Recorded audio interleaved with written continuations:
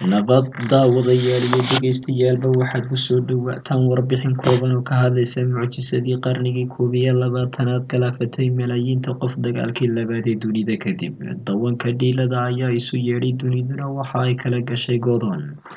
Xayiraadda ayaa micin la baday, qof kastana afkiisa ayuu daboolu raadsaday. Suuqyada ayaa xidhmay, masraxyadii ayaa haawaday, haysalaamin iyo haytaaban ayaa ka dhacday. Garoomada kubadda cagta ayaa handaraabka loo jiiday, madaaradii waaweynaa ee diyaaradaha ayaa laga duuli waayay.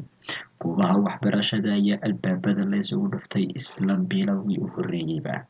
Gurigaaga joog iyo joogi maaya ayaa la isugu taag waayay. Boqolaal qof ayaa gaajo ugu dhiman gaadhay dunida dacaladeeda. Aadamaha oo tarab u dhimanaya ayaa la daawanayay. Hubkii iyo xuduudii ciidan ee lagu faani jiray ayaa waxba qaban weyday. Aqoonta cilmiga caafimaadka ayaa noqotay mixinka. Dhakhtarada ayaa buux dhaafay, hawada iyo naqaska ayaa iib noqday. Xaaladda ayaa noqotay afkiibaa juuqda gabay iyo jalbaanka lusha khatar ah. Wareer iyo walaac la galay. Muslimka iyo munaafiqu waxay hadal daayeen, ducada ayaana harbeeshay. Afkii noolba waxbuu ku tiraabay. Dad la jeclaa buu galaaftay. Madax buu la tegay, miskiinna waa la xasuusan waayay. Mansabya ayuu xidleeye aan loo hayn, maanta cid buuxisa guryaha ayaa haawanaya, dabayshuna ay miranaysaa. Waa la isu socon waaye oo xuduudaha ayaa la kala xidhay.